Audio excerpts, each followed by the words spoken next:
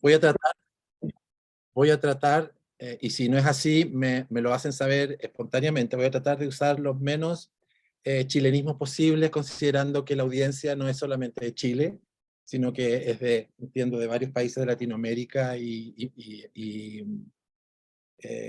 España, digamos, ¿no? Básicamente la conversación que quiero que tengamos, ¿no? Es en función a algo que quiero compartir con ustedes y que es una mirada bastante particular en un sentido, digamos, respecto a el trabajo con personas de la diversidad sexo-género, pero particularmente con adolescentes, ¿ya?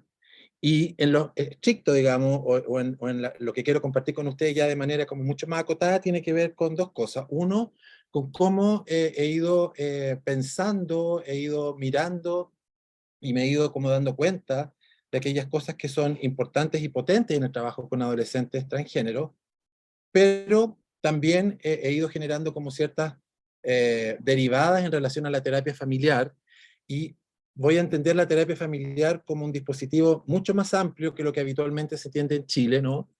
Y voy a entender la terapia familiar como todas aquellas intervenciones que involucran a padres, madres, cuidadoras, cuidadores, ya en este caso de chicos o chicas y chiques transgénero, ¿ya? Por lo tanto, no es solamente terapia familiar en el sentido estricto, sino que más bien es las intervenciones con familia en el contexto clínico, ¿ya? Eh, la presentación tiene como... Voy a cerrar acá porque no veo.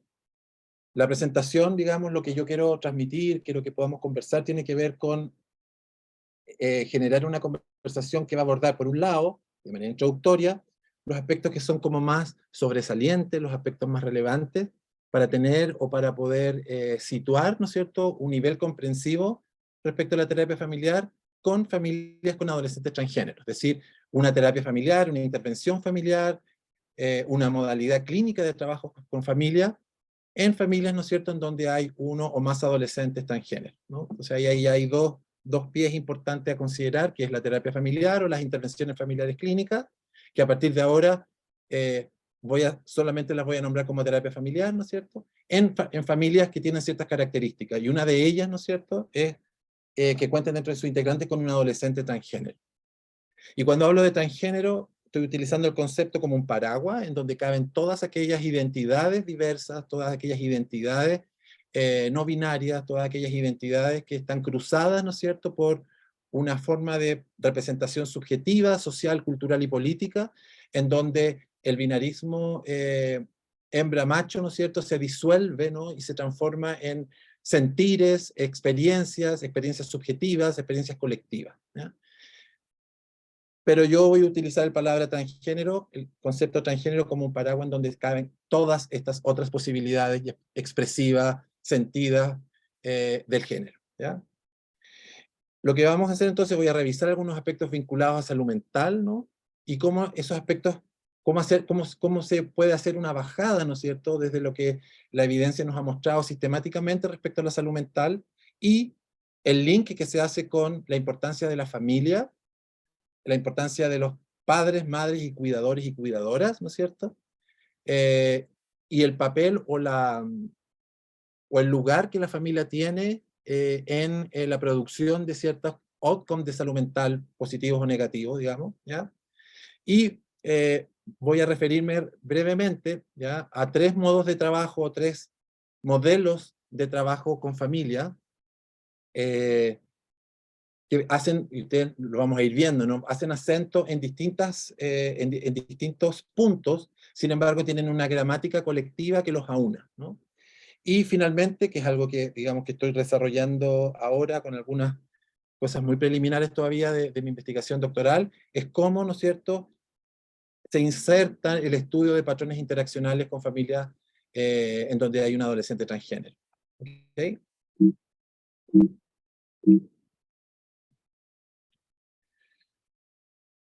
Se instala, ¿no es cierto?, la idea, o quiero instalar la idea, ¿no es cierto?, que todo lo que tenga que ver, o todas las conversaciones que tengan que ver con lo que llamamos disidencia, lo que llamamos diferencias sexogenéricas, o comunidades de la diversidad, ¿no?, van a estar cruzados por ciertos debates que son sustantivos, que solamente los voy a mencionar, pero creo que es importante tenerlos siempre presentes y siempre dando vuelta en nuestra cabeza en términos de comprender de una forma mucho más abierta, ¿no? ¿Qué es lo que ocurre, ¿no? Cuando hablamos de comunidad diversa en aspectos sexogenéricos, ¿ya? Y eso está cruzado o está ligado, ¿no es cierto?, con los debates actuales respecto al trabajo clínico con familias, y particularmente de familias con adolescentes transgénero. Y ahí uno de los grandes debates que yo he ido armando, digamos, tiene que ver con la noción de la continuidad y la discontinuidad, por un lado, ¿ya? Y por el otro lado, cómo se ha ido patologizando, ¿no es cierto?, las identidades en función de asumir ciertas continuidades y discontinuidades en relación al sexo y al género, ¿ya? Y desde esa lógica, ¿no? Hoy día, ¿no? Hay tremendas tensiones teóricas, clínicas, políticas, ¿no? Que hablan sobre las identidades transgénero, el concepto de existencia y persistencia, por otro lado, y lo que ahora último, ¿no es cierto?, ha agarrado con mucha fuerza el concepto de Rapid Onset Gender Dysphoria, ¿ya? Y desde estos tres ejes, ¿no es cierto?, construir una gramática, ¿no es cierto?, que nos pueda como que pueda dar cuenta de una matriz comprensiva en donde estos tres ejes, estos tres vectores, ¿no es cierto?, van a instalar, se van a instalar y se van a desarrollar una matriz que nos permita, por un lado, entender las conceptualizaciones respecto a las discontinuidades entre sexo y género, o entender estos debates en la lógica de la comprensión de la continuidad como un eje central en el sexo y el género.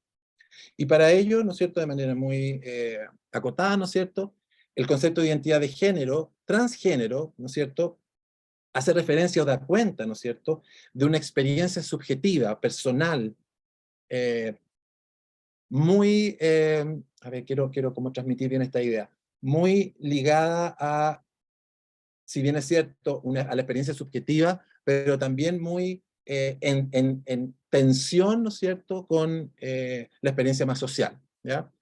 Y que, ¿no es cierto?, dice relación o tiene que ver, ¿no es cierto?, con las expectativas sociales, ¿ya?, en relación al ser hombre o al ser mujer en un continuo histórico, ¿ya? Entonces hay una tensión, ¿no es cierto?, que da cuenta la identidad de género en relación a, por un lado, esta experiencia subjetiva, pero también a la tensión que se produce, ¿no es cierto?, y que emana con fuerza respecto a las expectativas sociales de ser hombre y mujer en un hábitat común, ¿ya? Y ahí, ¿no es cierto?, existen muchas categorías y seguramente se van a ir adicionando otras categorías que dan cuenta, ¿no?, de identidades de género, el andrógino, lo femenino y lo masculino, ¿ya?, lo transgénero, lo bigénero, el género fluido, lo queer, ¿no?, el género neutro, lo cisgénero, etcétera. Y todas estas categorías y todas estas conceptualizaciones están alojadas, ¿no es cierto?, en esta idea de quién soy yo en tanto hombre o mujer, cómo soy cruzado, cómo soy cruzada, digamos, por representaciones sociales, representaciones culturales, pero también cómo en la síntesis de la organización de la identidad de género, el indicador más importante, o que debiera ser uno de los más importantes, es la expresión personalísima y la experiencia subjetiva de ser hombre o ser mujer, como un eje vector y como un eje central de la producción de subjetividades en términos de identidades transgénero. Seguramente la audiencia ha visto esto que se llama la galleta de jengibre, ¿no es cierto?, que es una forma gráfica, lúdica, de mostrar conceptos, de mostrar cruces conceptuales que muchas veces se desconocen y se utilizan como sinónimo en circunstancias de que obedecen a trayectorias y definiciones conceptuales eh, que no necesariamente se usan como sinónimos, sino que más bien están cruzadas por ciertas narrativas que las hacen como complementarias, ¿ya?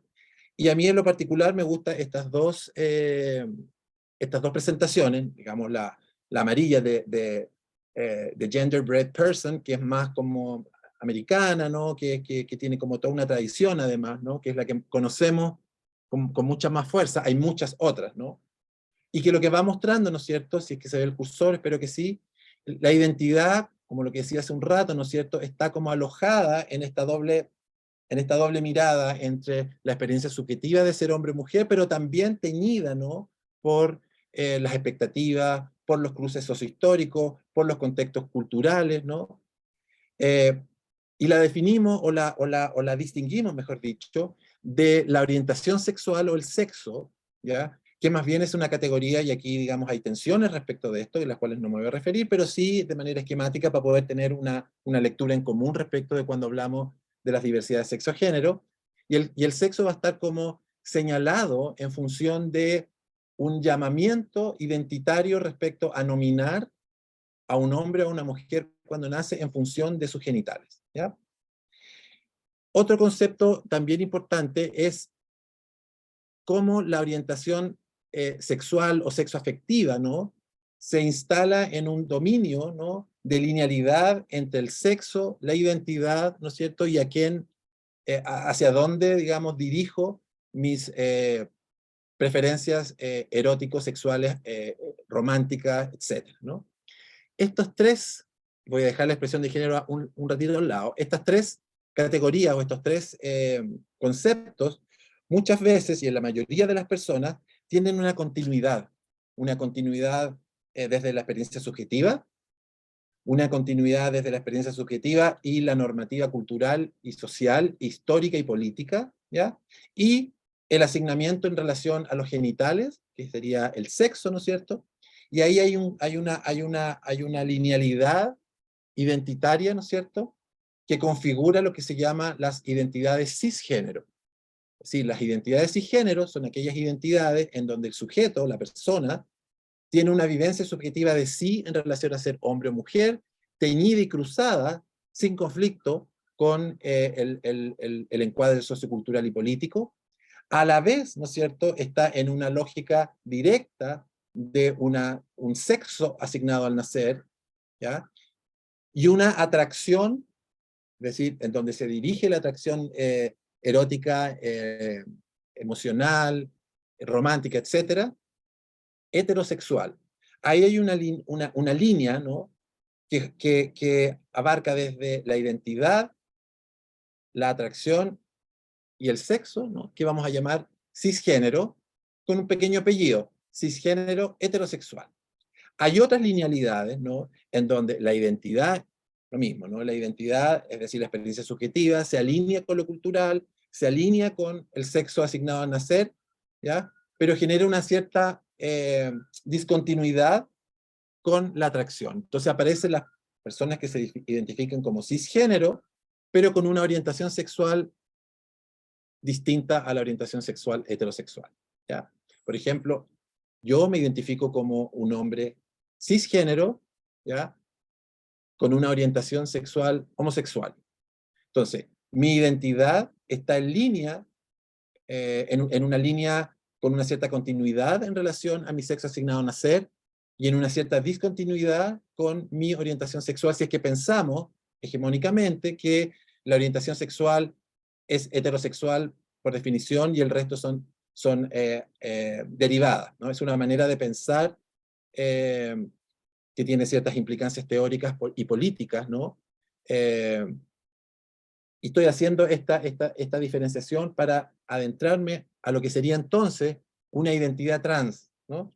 Es decir, en donde se rompe, colapsa la linealidad y la continuidad entre la identidad, el sexo asignado al nacer, ¿no es cierto? Se rompe esa linealidad, ¿ya? Se pone en tensión esa linealidad, y no solamente se pone en tensión esa linealidad que uno pudiera pensar que es una experiencia subjetiva, sino que entra en conflicto, entre comillas, o entra en tensión, mejor dicho, con el mundo social, cuando la expresión de género, es decir, la expresión de aquello con lo cual yo me identifico en mi experiencia subjetiva de ser hombre o mujer, también entra en una disputa discontinua en relación a ser hombre o mujer en un contexto social cultural determinado.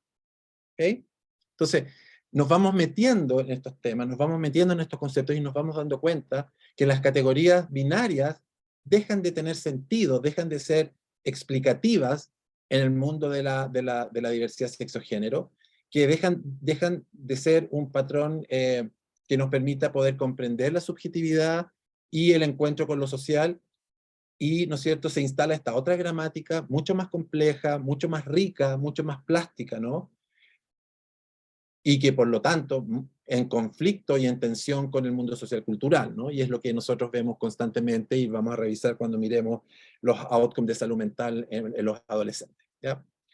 La otra galleta de jengibre que a mí me gusta mucho, ¿ya? Tiene varios aspectos, y si las personas que están mirando en México o que están en la audiencia que está en México, se va a dar cuenta, ¿no?, que hay es lo mismo que acabo de mencionar. Sin embargo, aquí aparece algo que a mí me llama mucho la atención y es muy poderoso en términos explicativos, ¿no? Cuando uno explica esto de la diversidad sexual, de género, ¿no es cierto?, y el tema de los genitales y de la sexualidad en ese sentido, ¿ya?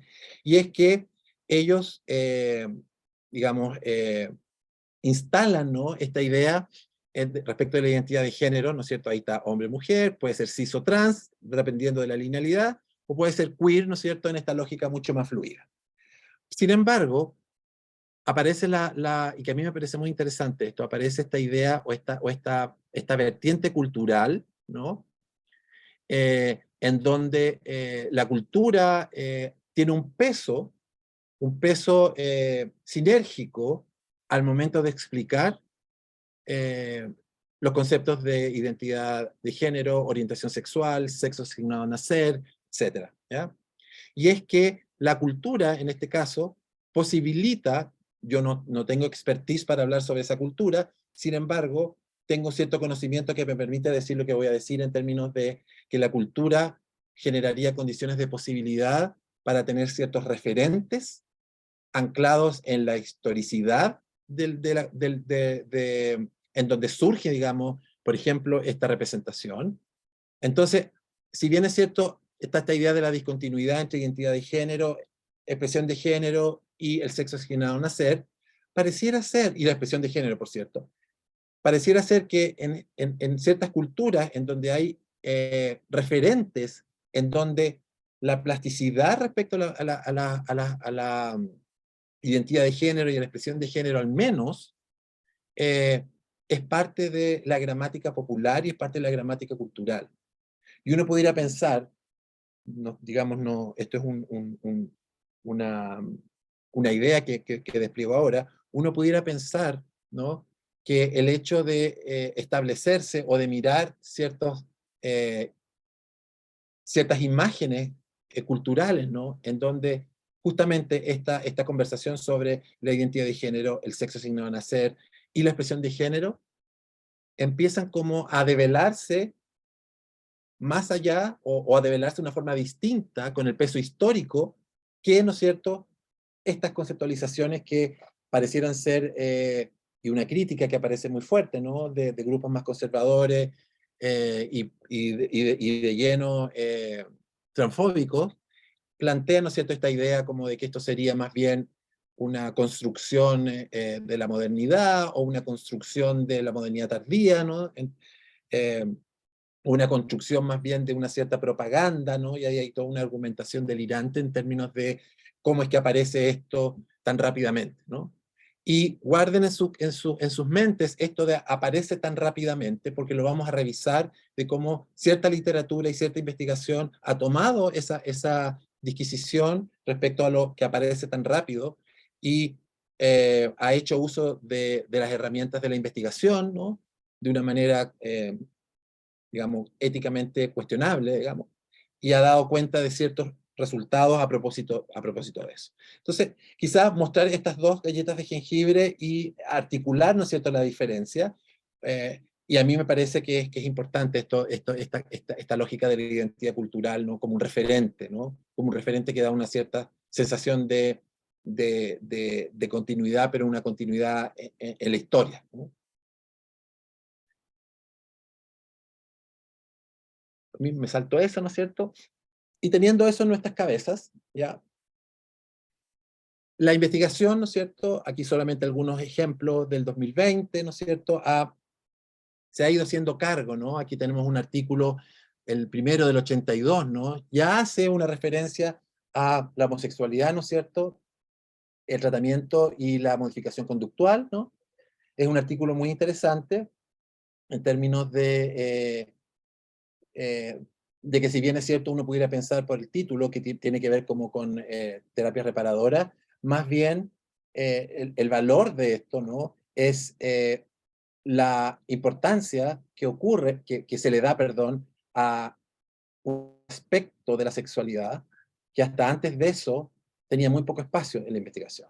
Si no fuera para hablar de psicopatología y homosexualidad, o la homosexualidad representada en ciertos síntomas de la psiquiatría más dura, etc. Entonces, ese es el valor, digamos, de este artículo, ¿no? Que posiciona la homosexualidad no como una enfermedad, sino que más bien como, y ahí introduce las variables culturales, ¿no? Y desde ahí la modificación conductual no para dejar de ser homosexual, sino que más bien como una modificación conductual en términos de una mejor comprensión y un tratamiento con una mejor comprensión, ¿ya? Unos pequeños rudimentos ahí de una visión mucho más comprensiva. Después, ¿no es cierto?, están las terapias conversivas, el mito de la libre elección y la negligencia del Estado, ¿ya? Un artículo de posicionamiento, una columna de opinión muy interesante de Claudio Martínez y Alemka Tomisic, que habla un poco y que hace un recorrido, ¿no es cierto?, un pequeño recorrido histórico de la importancia que la academia le ha dado, ¿no es cierto?, de los últimos 15 años en adelante a investigar, ¿no es cierto?, de manera seria y ética el mundo transgénero, ¿no es cierto? Y acá en Chile, ¿no? El tema de la salud mental de las personas transgénero, ¿ya? Trabajos muy significativos e importantes en relación a trabajar con familias, ¿no es cierto? Terapia familiar y chicos género no conforme o transgénero, etcétera. Quizás mostrar un poco cómo la investigación ha estado presente sustantivamente, ¿ya? Y da cuenta y nos ha ido mostrando, ¿no es cierto?, un camino en donde sea la disciplina que sea dentro de las ciencias sociales, sea el diseño metodológico que se ocupe para medir, para evaluar, para conocer en profundidad, digamos, nos va a mostrar consistentemente, ¿no es cierto?, que la población LGBT, es decir, la población compuesta por lesbianas, por gays, por bisexuales y por personas transgénero, ¿ya? Considerando que esta es una sigla que es muy extendida, ¿no? El mundo de la investigación y cada vez más el mundo popular tiene acceso, digamos, a estas siglas, ¿no? Sin embargo, la tendencia ahora, desde el 2020, desde la pandemia hacia adelante, y quizá un poquito antes, es hacer un tratamiento diferenciado al mundo transgénero, ¿no? Sin embargo, en esta barrida, digamos, es importante mostrar que la depresión y la ansiedad tienen una relación, ¿no es cierto?, de un 35% en los adolescentes LGBT, es decir, se presentan un 35%, ¿ya? Y ahí es bien importante, ¿no? Porque la depresión y la ansiedad sabemos que son eh, expresiones psicopatológicas, ¿no? Muy complejas y de un tratamiento muy complejo, ¿no? Entonces, que un 35% de los adolescentes, ¿ya? Es un número que quizás puede que no doy, digamos, las referencias ahí en relación a la muestra ni nada, porque en el fondo es ir mostrando, ¿no?, cómo los números nos van como orillando a mostrar una cuestión sustantiva, ¿no? Y es que el outcome de salud mental en personas LGBT y particularmente en personas trans es desproporcionadamente más malo cuando se le compara con el outcome de salud mental en personas LGB, y esa representación es más alta aún cuando esas mismas, lo LGB y lo trans se compara con los cisgénero, con los adolescentes cisgénero, siguen teniendo peores indicadores de salud mental los LGB y las personas trans, ¿ya?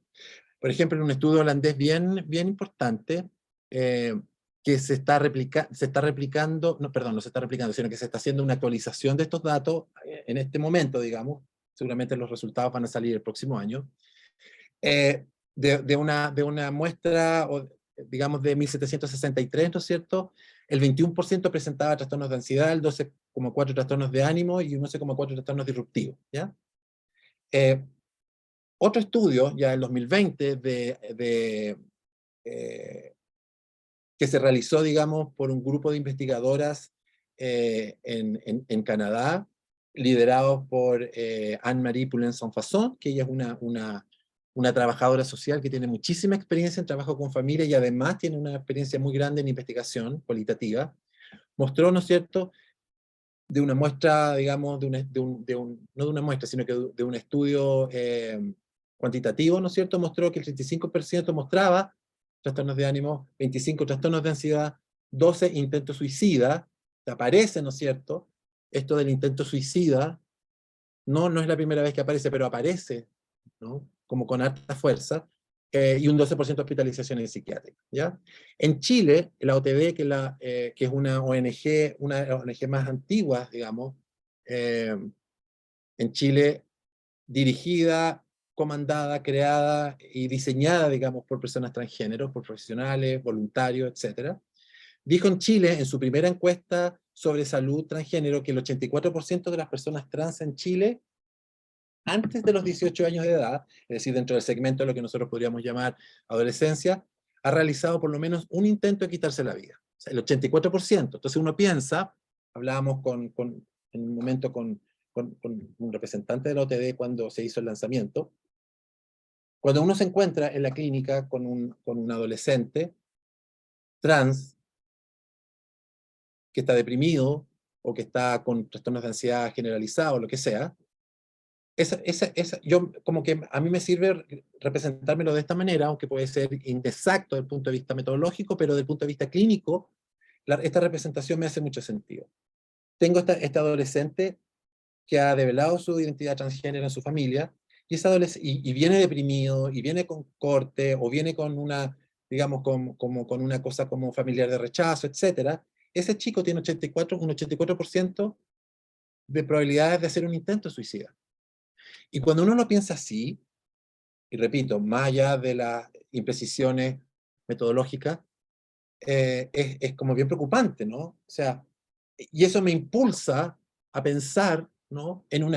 A mí por lo menos, me ha impulsado a pensar todos estos años, en que la clínica con adolescentes, solamente con adolescentes, tiene que tener una mirada distinta.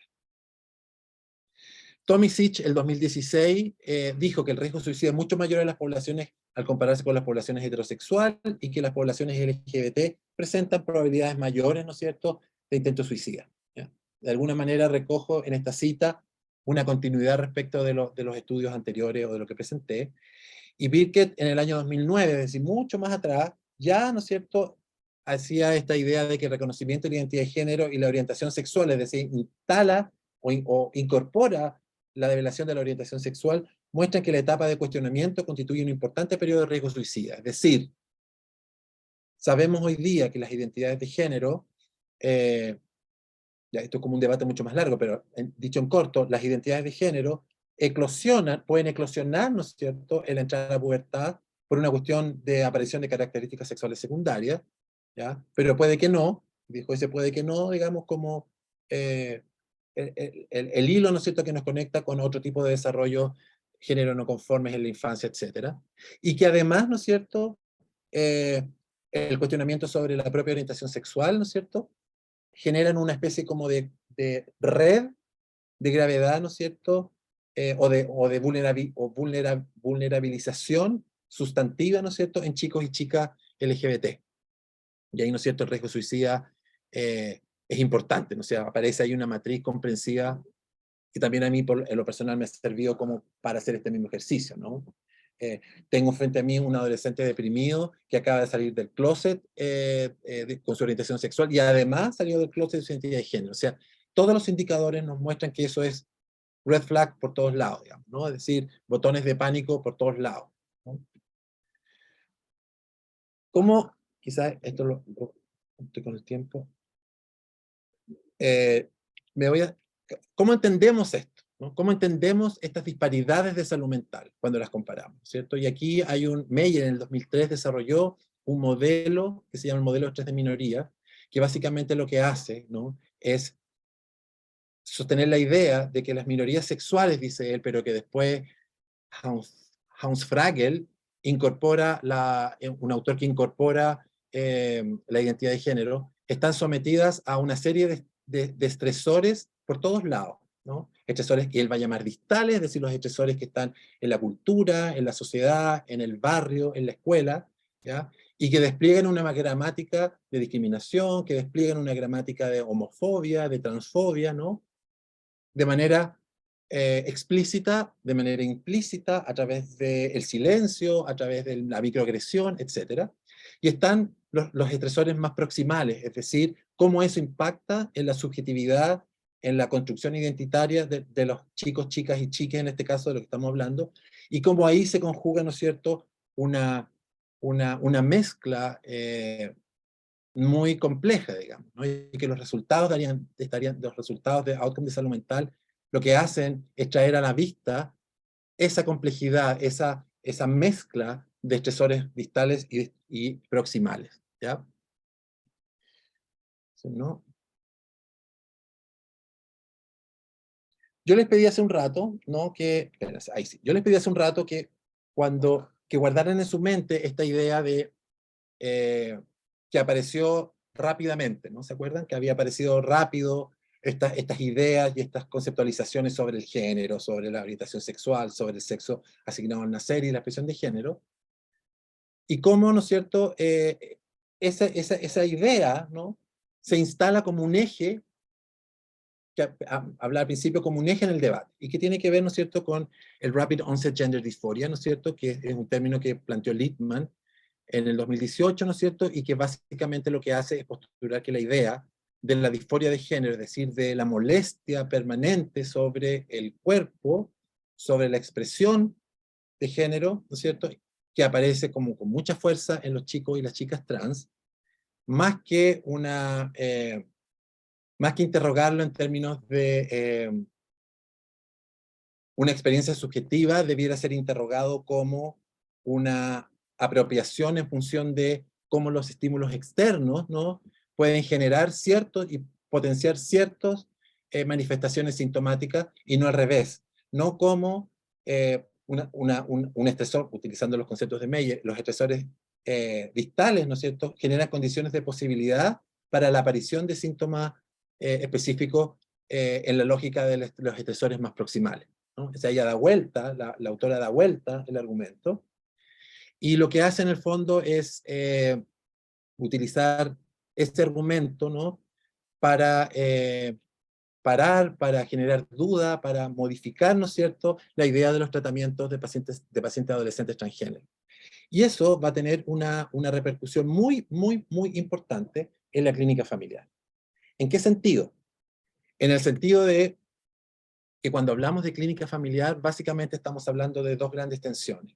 Las tensiones parentales, por un lado, ¿no?, que dan cuenta de una gramática y una narrativa del cuidado, de la protección interna y externa, de vehiculizar la regulación emocional, de mostrar el mundo, ¿no?, mostrar el mundo a los adolescentes, a los niños y a los adolescentes, protegerlos de aquello, que aprendan ciertas habilidades, etcétera, ¿no? Todo lo que tiene que ver con lo parental, y cómo eso entra en tensión, ¿no?, cuando un chico o una chica sale del closet transgénero, ¿no? Y sale del closet transgénero, y lo que ocurre es que la experiencia subjetiva de padres, en la lógica de la atención parental, es que hice mal yo, ¿ah? ¿En qué me equivoqué? Esa es una gramática. Y la otra gramática es, pero ¿cómo esto puede pasar? Nunca lo vi venir. Si cuando él era chico, chica, le gustaba jugar a la pelota, o jugar con muñeca, o se ponía falda, etc. ¿Ya? Y esa segunda gramática es la que es cooptada por el concepto anterior, ¿no?, el Rapid Onset Gender Dysphoria, y va a decir entonces que esto aparece de la nada.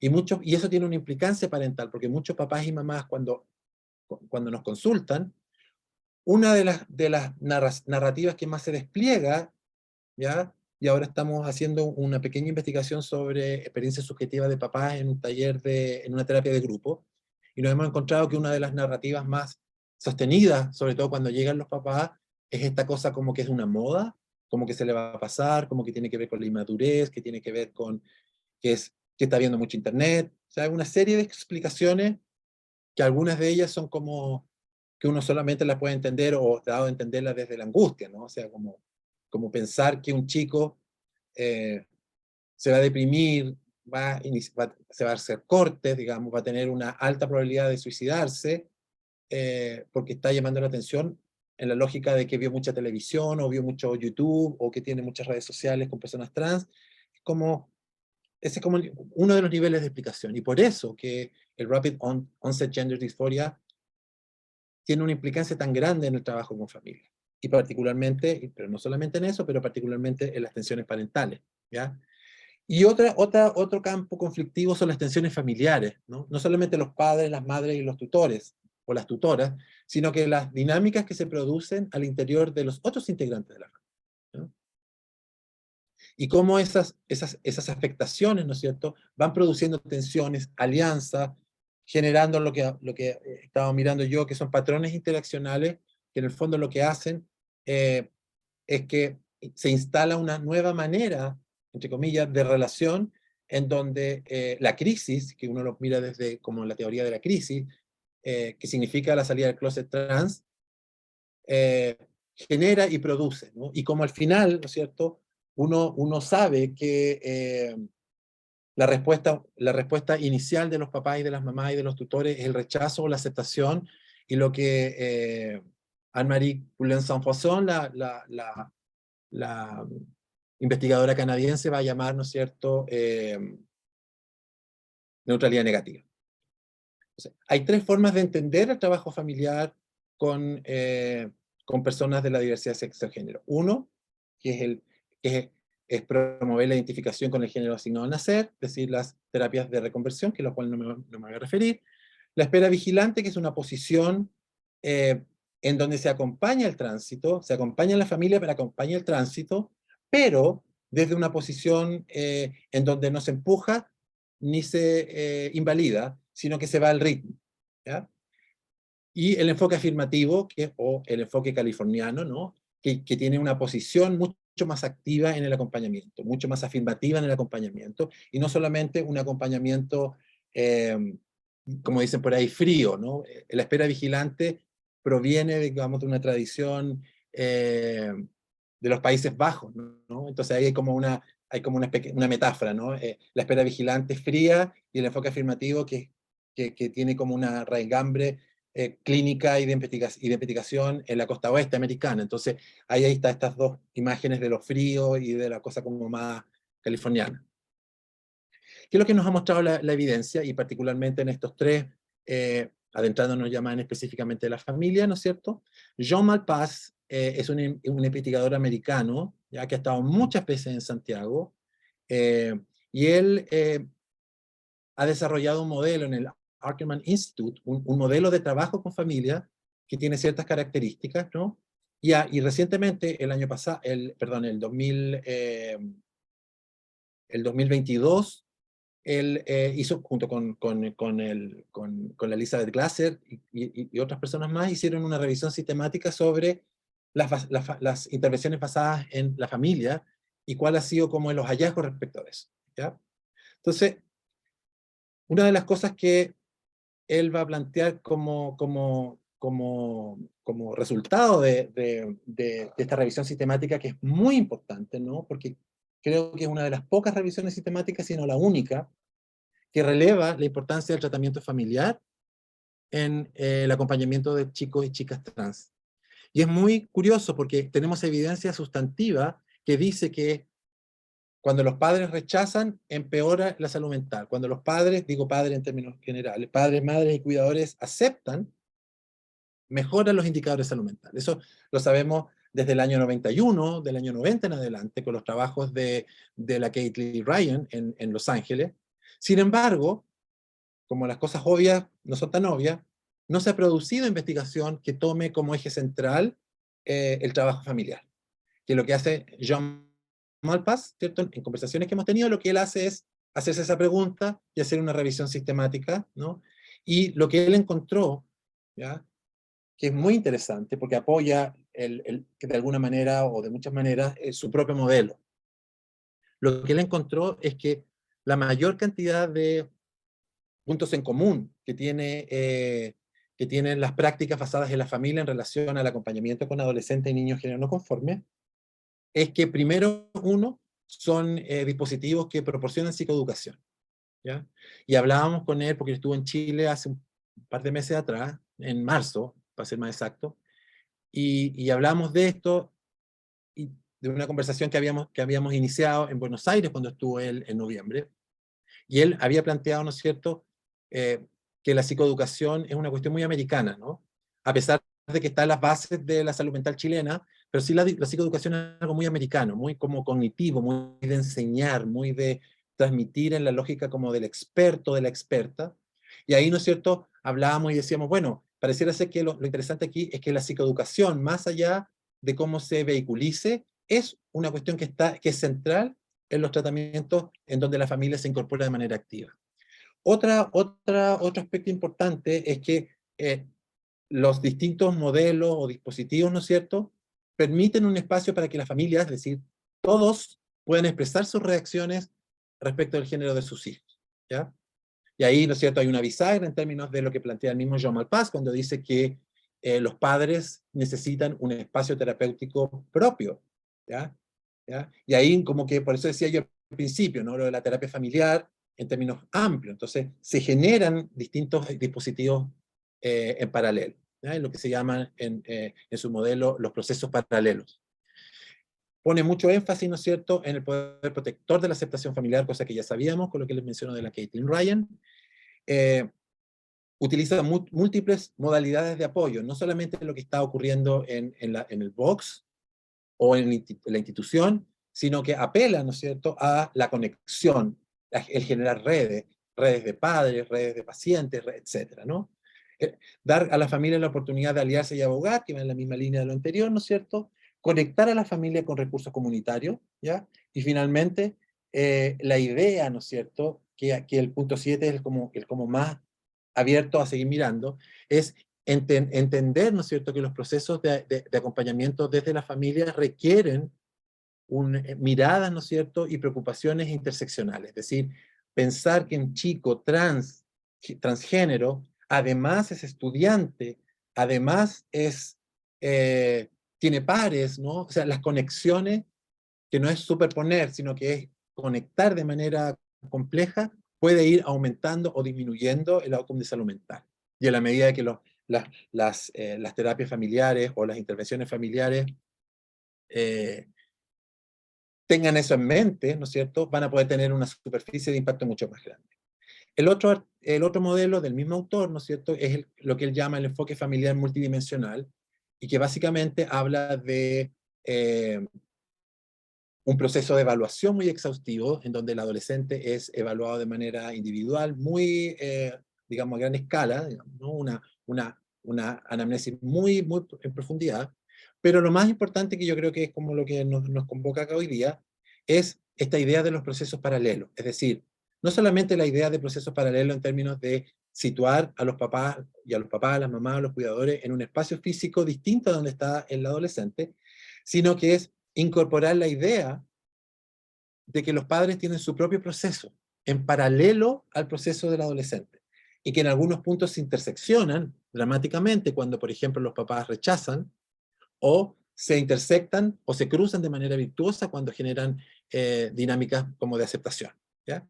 Y desde esa lógica es importante entender que los padres, las madres, los cuidadores requieren de un proceso terapéutico pensado familiarmente, pero articulado en un momento determinado de una forma más, comillas, uno a uno, si quieren, ¿no? Es decir, es importante que los padres y las madres puedan hablar de lo que les pasa, puedan decir lo que sienten, ¿ya? Ahora, eso no es ninguna novedad, uno pudiera pensar, ¿no? Pero sí es una novedad en el sentido de donde surge esto, perdón, en el contexto de la terapia familiar, es decir, relevar el espacio familiar, es decir, el espacio de más de uno, eh, en donde claramente esta idea de mover a los papás en un momento determinado, sobre todo al inicio, ¿no? Para que puedan tener su propio espacio, también es un movimiento para proteger al adolescente, ¿no? De una dinámica o de una narrativa odiosa, o de una narrativa de rechazo, ¿no? Y que los padres pudieran estarse aguantando, digamos, pero que en el espacio propio pueden desplegarlo, ¿no es cierto? Y al desplegarlo se puede recoger esto en la lógica de la psicoeducación, por un lado, en la lógica de validar, en la lógica de explicar los procesos como con un timing distinto, etcétera, ¿no? También es muy sustantivo esto porque, como son procesos paralelos, se informa al adolescente en términos generales, y el adolescente también entiende, de alguna manera, va entendiendo que si él va a 1000 por hora, porque ya salió del closet, los papás no solamente no van a 1000 por hora, sino que entraron a otro closet, que es el closet de los papás con hijos trans, y están asomando la nariz en esta pedida de ayuda, ¿no es cierto?, para acompañarlo. Y por lo tanto, mi experiencia clínica me ha mostrado que cuando uno le muestra a los adolescentes eso, frente a la irrupción de quererlo todo, querer el nombre, entendiendo, ¿no es cierto?, que eso baja la disforia y aumenta el outcome de salud mental, o mejora el outcome de salud mental, entendiendo eso, uno puede ir haciendo un trabajo como de joyería en términos de los tiempos, ¿ya? O sea, la temporalidad es una cuestión fundamental en este modelo, y uno también se da cuenta que la práctica clínica, no necesariamente basada en este modelo, pero sí que toma elementos de este modelo, es y hace mucho sentido, ¿no? Y calma mucho, regula mucho, ¿no? Invita a la reflexión, invita a la regulación, el tiempo como un indicador de regulación, ¿no?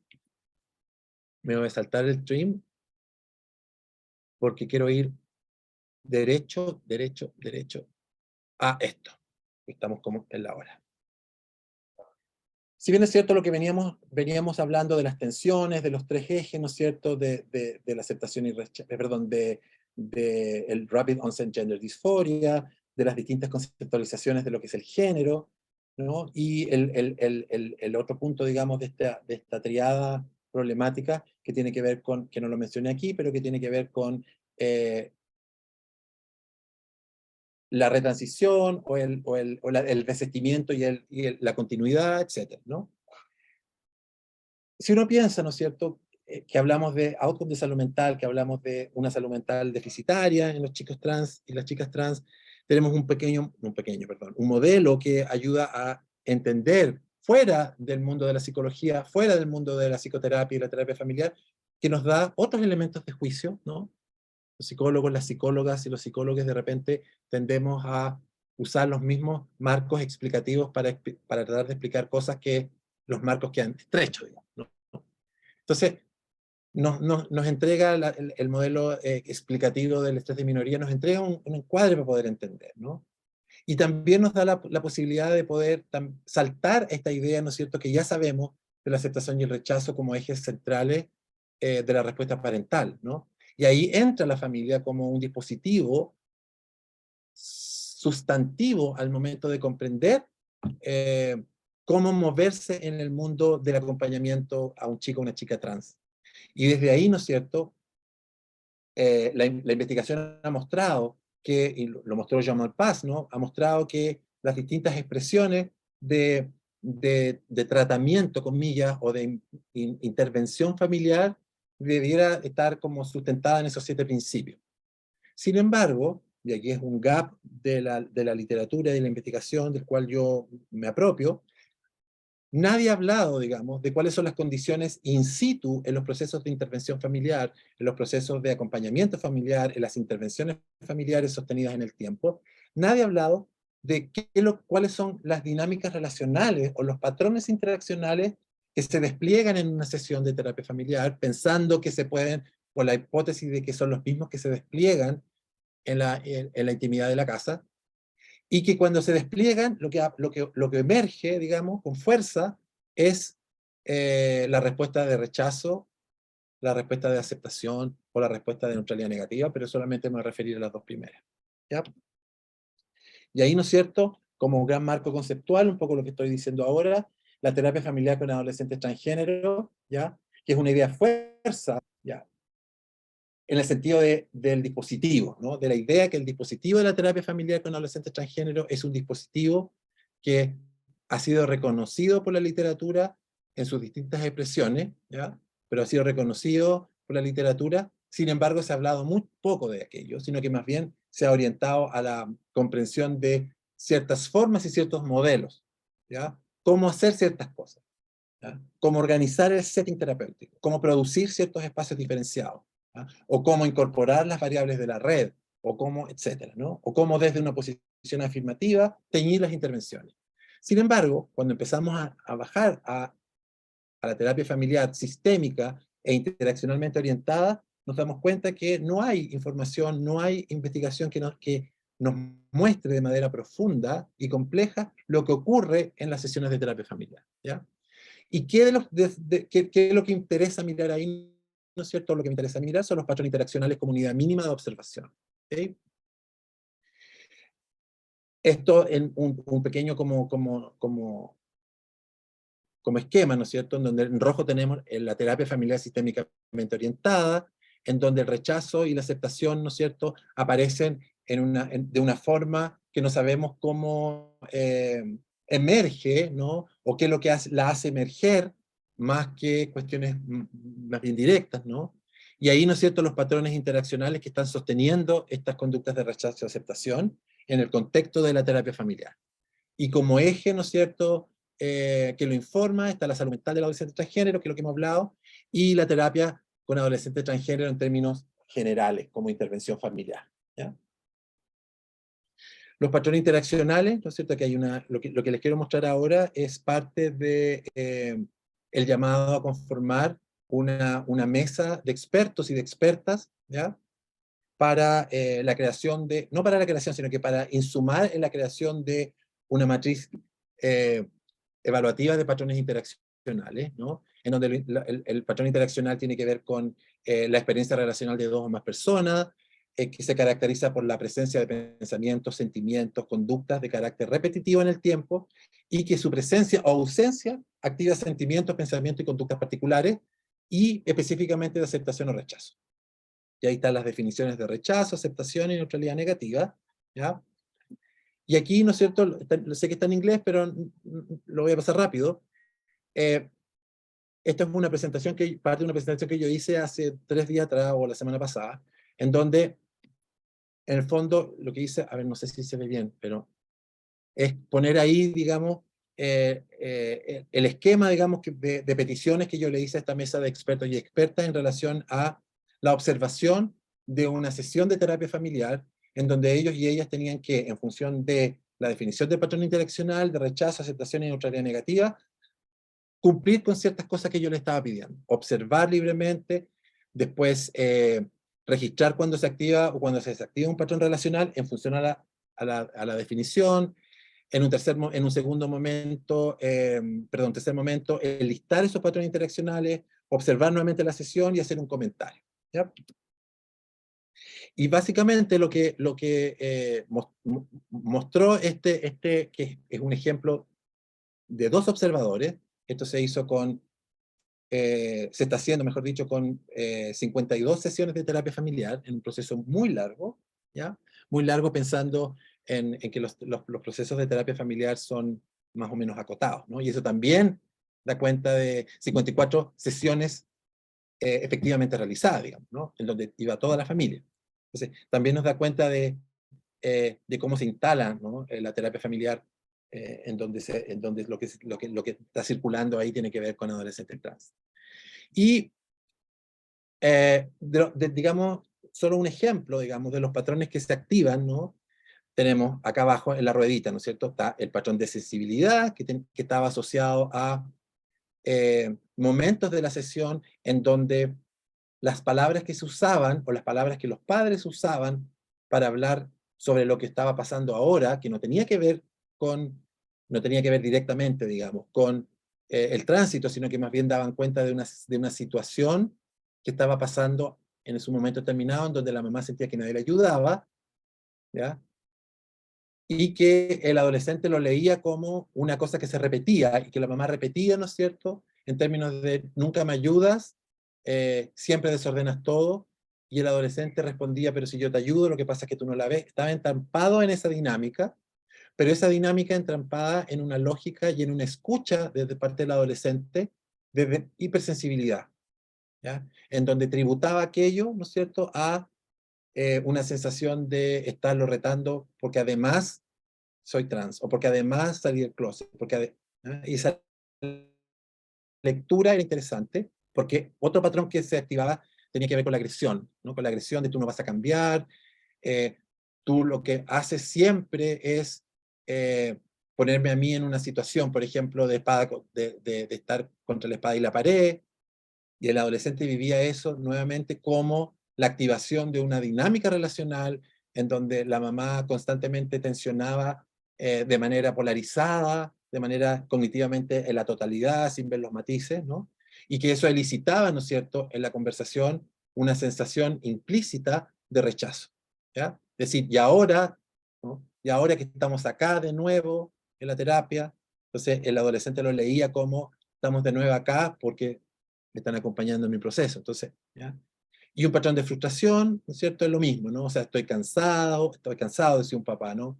Estoy cansado, y ahora con esto que está pasando, es que esto no termina nunca, y yo no sé qué hice mal, y el adolescente, la adolescente en este caso, escuchaba, ¿no es cierto?, una referencia en términos de una dinámica particular en donde la frustración estaba instalada en varios dominios de realidad, pero al ser dicha en el contexto de la terapia familiar a propósito de lo que se estaba hablando, era leído, ¿no es cierto?, como patrones, vividos como patrones de rechazo. Y en contrario, digamos, o en una gramática distinta, ¿qué es lo que hacía emerger patrones vividos como de aceptación, ¿no? Y sobre todo en estadios más avanzados del proceso terapéutico, en estadios más como la cuarta, quinta, sexta, séptima sesión, aparecía el patrón de cuidado, el patrón de regulación y los patrones de desactivación en relación a estos otros patrones. Y ahí es bien bonito porque en el fondo eh, nos decía, o me decía una colega que a ella le hacía mucho sentido mirar patrones de cuidado. Digamos, ella está formada en un modelo de terapia familiar muy vincular, muy así. Entonces ella estaba como particularmente atenta a expresiones de cuidado, ¿ya? Es decir, no solamente de cuidado de yo te cuido, sino que expresiones de cuidado, por ejemplo, en la regulación de lo que yo voy a decir, ¿ya? Y que se expresaba, y no se expresaba solamente ahora, sino que se expresaba en una temporalidad pretérita, en donde esto era una abuela y su hija, ¿ya? Eran muy respetuosas y utilizaban, siempre se dan muchas vueltas para qué palabra usar para no herir, y no solamente a propósito de la salida del closet de la hija nieta, sino que como una práctica relacional, ¿ya? Que en otros momentos también causaba ciertas dificultades, ¿no? Pero acá, ¿no es cierto?, ese patrón de cuidado, ese patrón de regulación, ¿no?, era instalado, ¿no es cierto?, y era vivido en la experiencia subjetiva y relacional de la chica adolescente como tributando hacia la aceptación, ¿ya? En la medida que se activaban estos patrones de cuidado y regulación, la chica iba sintiendo, iba escuchando y se iba moviendo en una lógica de complementariedad en relación a esto, ¿ya? Y bajaba la tensión de la sesión o bajaba la tensión en relación a otros dominios relacionales que se licitaban en la sesión. Había una sensibilidad más regulada también por parte de todos y todas, ¿ya? Y básicamente la idea, ¿no es cierto?, es cómo, esto es solo una muestra muy pequeña, ¿no?, de cómo estoy yo trabajando en este momento en relación a los patrones interaccionales. Y la idea, ¿no es cierto?, es poder primero construir una matriz que me permita mirar esto, que es un poco lo que les mostré sobre esta petición que se le hace este panel de expertos, ¿no? Pero por otro lado, y lo pensé así, no necesariamente para mi proyecto de investigación, sino que lo pensé así como una manera de capitalizar algunas cuestiones clínicas que me parecen relevantes, ¿ya? Y ahí, ¿no es cierto?, que pareciera ser que los patrones interaccionales de algún tipo, ¿no es cierto?, presentes en terapia familiar, o la presencia o el reconocimiento de estos patrones, podría permitir, por ejemplo, mirar las interacciones y distinguir cuando éstas producen conductas explícitas o implícitas de rechazo y aceptación. Pero no solamente identificarlas, ¿ya?, sino que poder de alguna manera distinguir el inicio de estos patrones, o que, distinguiendo el inicio de estos patrones de una manera en que el inicio lo estoy entendiendo como desde la teoría de la comunicación de Václavic, cualquier punto, digamos, en la interacción, ¿ya? No es un inicio, no es un inicio como naturalizado, ¿no? Que sabemos que eso no es posible. Pero sí donde ponemos la bandera y que vamos a considerar como el inicio, como la activación, mejor dicho, de ciertos patrones o ciertas formas de relación que van a elicitar conductas explícitas o implícitas de rechazo o aceptación, ¿ya? Para neutralizar en el caso de rechazo, es decir, generar acciones específicas, ¿ya?, para neutralizar, o amplificar cuando estas son generadoras de conductas de aceptación, y la amplificación como una forma de coping o de aprendizaje en la lógica de la terapia familiar. Es decir, que el terapeuta pueda volver sobre la amplificación de estos procesos, de estos patrones interaccionales, y no solamente de la interacción descrita como conducta, sino que de poder reflexionar sobre cómo ciertos patrones, por ejemplo, producen o elicitan aceptación, son vividos y son reconocidos por, en este caso, por el chico o la chica, ¿no es cierto? Y que eso produce, y viene la parte de la psicoeducación, por un lado, pero también viene la parte del aprendizaje en términos como más emocionales, de que eso va en una línea de nutricidad, ¿no? Que va en una línea de mejoría. Y finalmente, esto de los patrones interaccionales permite tener una superficie interaccional más o menos clara por parte del terapeuta, ¿no es cierto?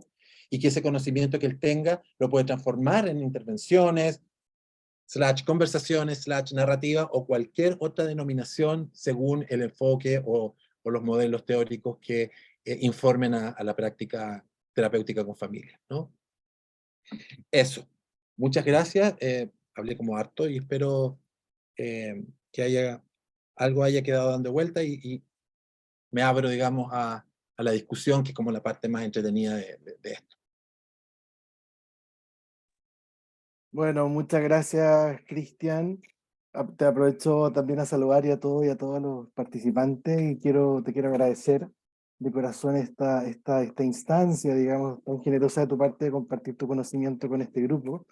Eh, y también, por supuesto, agradecer a cada uno de ustedes por estar aquí. Yo sé que no es fácil llegar del trabajo, correr y conectarnos como a través de una pantalla, de un teléfono, y estar acá para seguir pensando, ¿no? Pensando y repensando también nuestra práctica, sobre todo en el ámbito clínico, que creo que es este gran encuentro, lo central de este gran encuentro. Quiero leer, Cristian, un par de preguntas, no era el tiempo, voy a ser muy breve y no y también voy a seleccionar algunas preguntas porque creo que no nos va a dar el tiempo para que Cristian pueda responder todo. Yo creo que va a contestar lo que voy a ir acá seleccionando algunas cositas.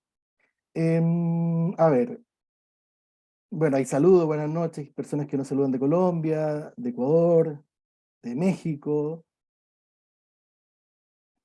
Jevelin Campo dice, ¿qué diferencia hay de esto a la dismorfia corporal? Creo que tiene relación con en la lámina, digamos, de la identidad de género. No sé si va por ahí la pregunta, pero quizá quedó muy atrás. ¿Qué diferencia hay de esto a la dismorfia corporal? Ya, yo creo que es una súper buena pregunta en términos de clarificar conceptos y de poner los conceptos en posición. La dismorfia corporal proviene de una gramática psicopatologizante respecto a una discrepancia que ocurre entre lo que en cómo uno se ve a sí mismo, y lo que el espejo material, digamos, refleja, ¿ya? Lo que hay ahí, hay como una lógica de distorsión de la imagen corporal, y esa distorsión de la imagen corporal tiene que ver con verse más voluminoso, o verse más flaco, o verse más alto, o verse más flaco, ¿ya? Que puede tener un correlato con la identidad, pero no tiene un correlato con la identidad de género, ¿ya? Cuando se utilizan los conceptos de dismorfia corporal, por ejemplo, en la patología de los trastornos de la conducta alimentaria, ¿ya? Es un clásico y que igual está como en cierto debate, ¿no? Y de cómo en los trastornos de la conducta alimentaria, esa distorsión de la imagen corporal, y repito lo mismo, sigue estando al servicio de sostener una patología que tiene que ver con la restricción, que tiene que ver con, o con la purga, o que tiene que ver, digamos, con otro orden de sintomatología. Cuando uno mira el concepto de dismorfofobia, o como lo que usted está planteando, y trata de generar como una comparación con el concepto de disforia de género, lo que ocurre ahí, más que una distorsión en el espejo, lo que ocurre es una discrepancia que apunta y tributa hacia a la identidad de género, y que no está al servicio de la psicopatología, que no está al servicio de restringir o de lo que sea, sino que está más bien al servicio de generar ciertas coherencias, ¿ya?, con lo que yo siento, es decir, una experiencia personal, una experiencia subjetiva, ¿ya?, y lo que la sociedad me está mostrando constantemente. O sea, uno, el concepto que usted está planteando es un concepto que remite a la psicopatología y que remite a cuadros psiquiátricos, y la disforia de género, que es como sería como, entre comillas, el símil, es más bien una condición de sufrimiento, de una dificultad sostenida en el tiempo, de poder eh, forzar la linealidad entre lo que uno piensa que es, el sexo que tiene asignado a nacer, y la expresión de género. Obedecen, se parecen, son como eh, parecidos, pero no, ¿ya? Y claramente aparecen, digamos, muchas preguntas en relación a eso, ¿ya? Ahora, una persona transgénero se puede enfermar de un trastorno de la conducta alimentaria y puede tener una dismorfia corporal, por supuesto que sí, ¿ya? Pero la dismorfia corporal no está presente en la experiencia se miran al espejo y no es que vean una cuestión que lo que les reporta no es una distorsión, lo que les reporta es una dificultad para poder generar como una, una comprensión más global, ¿no? Como una integración, ¿no? Eso. Gracias, Cristian, por la respuesta. Mira, acá hay una pregunta acerca de cómo se trabaja el duelo. Dice, ¿cómo se trabaja el duelo de los padres o tutores al aceptar al hijo trans? Es decir, ¿cómo trabajar el duelo de perder al hijo y aceptar la nueva identidad? También es una súper buena pregunta y es una pregunta súper clínica y súper situada, ¿no? Quizá yo tomaría esa pregunta y pensaría en lo que está sosteniendo esa pregunta. Y lo que está sosteniendo esa pregunta es que hay algo que se pierde. Quiero partir de la idea de que la pregunta ocurre a propósito de una verbalización. ¿Cómo puedo yo como papá trabajar el duelo del hijo que perdí?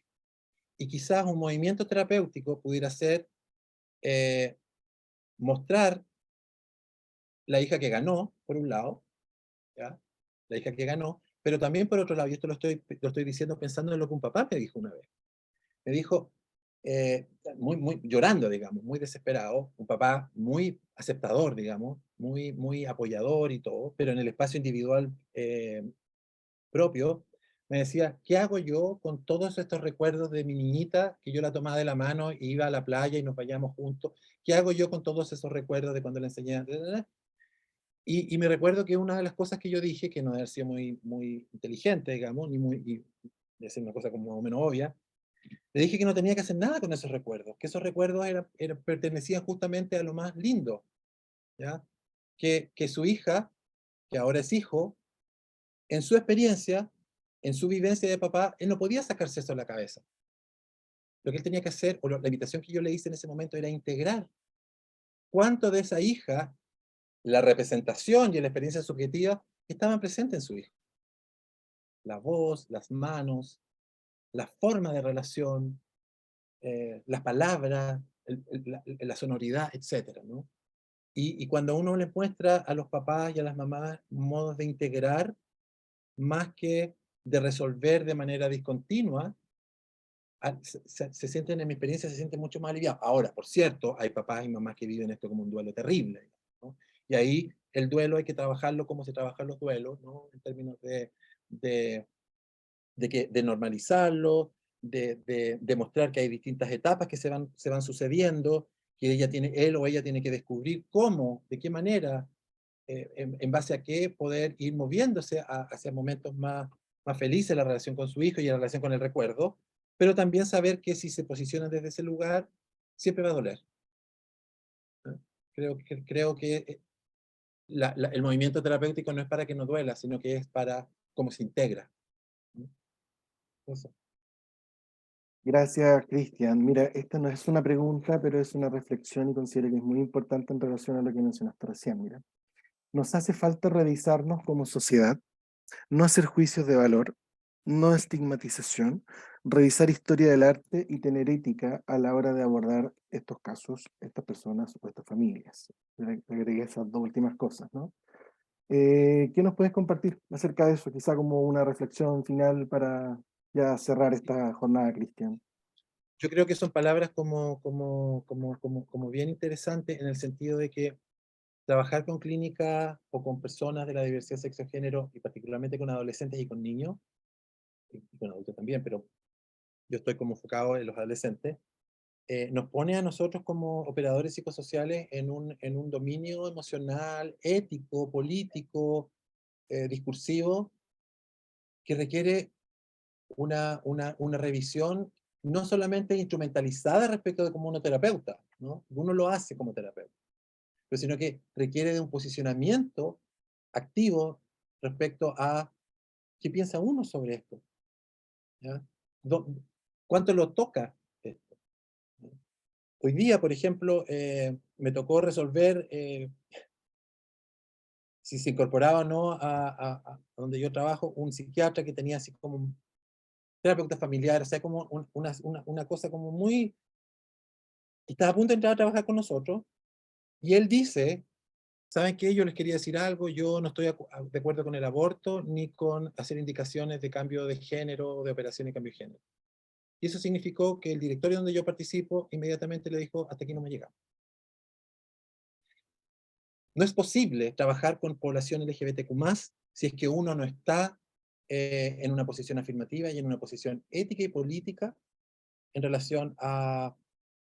No es una cuestión teórica solamente, sino que es una cuestión mucho más vivencial y mucho más eh, situada respecto a que esto no es una cuestión que solamente se repare o no es solamente que ocurra en el box, sino que esto tiene que estar acompañado de una gramática mucho más amplia. Y en esa gramática mucho más amplia, los terapeutas y las terapeutas tenemos mucho más que decir que lo que habitualmente decimos, ¿no? Y yo creo que ahí la referencia que el compañero hace en buscar otras disciplinas me parece que a mí me ayuda mucho, ¿no? Me ayuda mucho mirar otras disciplinas y cómo otras disciplinas nos piensan a nosotros, ¿no? Y me he dado cuenta que nos piensan bien mal, digamos. Somos bien mal pensados, o sea, nos piensan bien mal, y seguramente lo tenemos bien ganado, sobre todo en este tipo de terreno. Eso. Gracias, Cristian, muchas gracias.